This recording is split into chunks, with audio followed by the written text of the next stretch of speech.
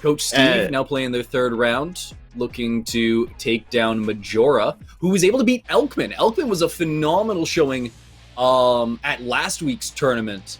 They were playing Seoul and going head-to-head with some top-notch players, but Majora trying to show that they might be another demon to have to cut down for a lot of these established names.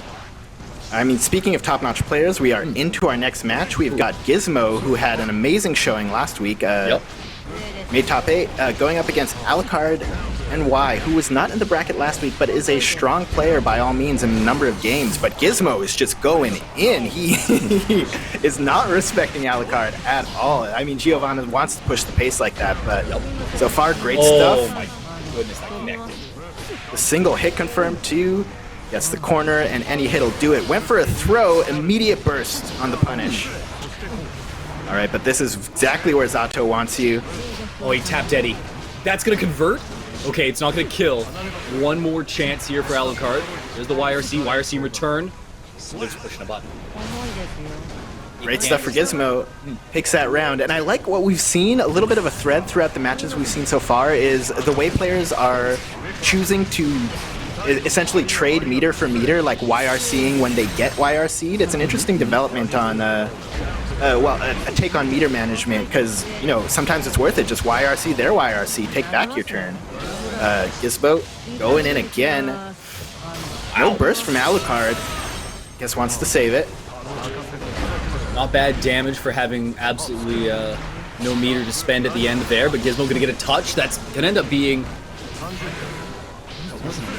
or gold burst. I'm gonna struggle. Oh, and the wake up super. Sometimes you just gotta let it rip. Great stuff from GIZMO there.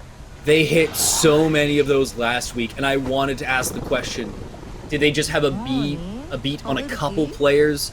Were they really just in everyone's head? And it's showing up again this week. They're hitting them. They're keeping themselves in that invincible reversal if they've got that 50%. I mean, it's impressive how often they get away with it. People need to start baiting it against GIZMO, but if you start giving that respect, then, I mean, welcome to Giovanna and the Plus Funhouse. It's fun for her. I was going to say, I mean, from what I've seen, GIZMO just sort of has a beat on when people are forgetting about that option, but absolutely, just like that, we have a character switch. Alucard going to Nagoriyuki.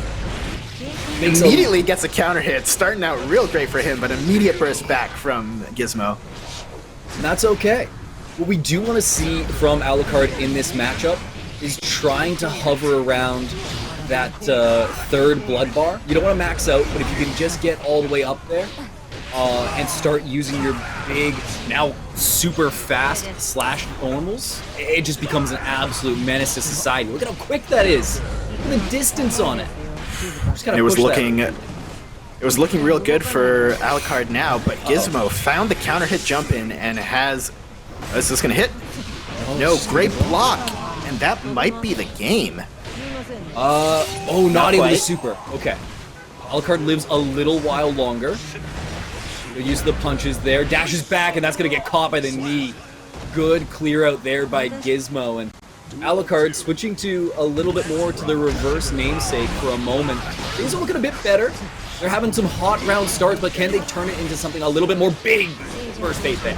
It doesn't get converted. Fortunately, no punish. I mean, I can see the rationale from Alucard here. Like, GIZMO is playing such a fast character. You want those errant hits that you get to really, really count, like this one. Look at this corner carry. Going in, goes low. Yeah, you just want those hits to chunk. Backdashes the command grab.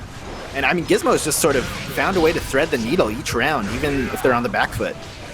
Absolutely, and it's going to be a big thing for them as we move deeper onto this set. It looks like Alucard's going to be able to snag this round. If they can just play a little bit outside the range of those slashes, it could spell doom for Alucard at any moment. They'll grab that round, they'll push this one to a round 3 here in game 2, try and even things up, but it's a tough start to kick things off. So makes it a little bit nicer. Okay, immediately you see one of the strengths of Giovanna as a character is that she has a lot of multi-hitting moves that give you a lot of time to confirm whether you want to continue pressure or convert to a combo, just like that. Immediately goes into super, wants the wall break and the advantage.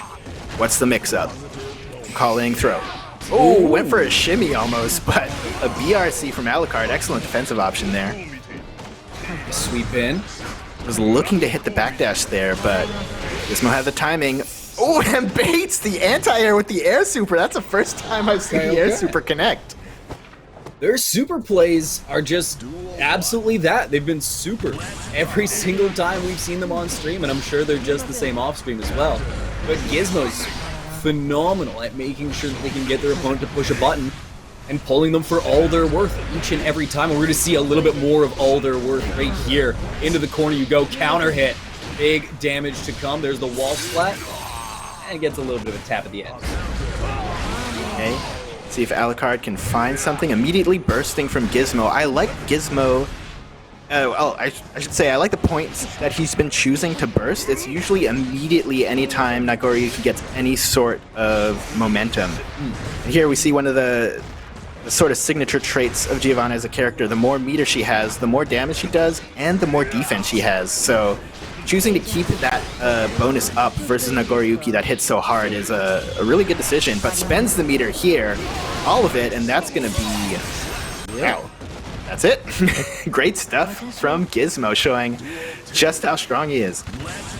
He's going to be on match point.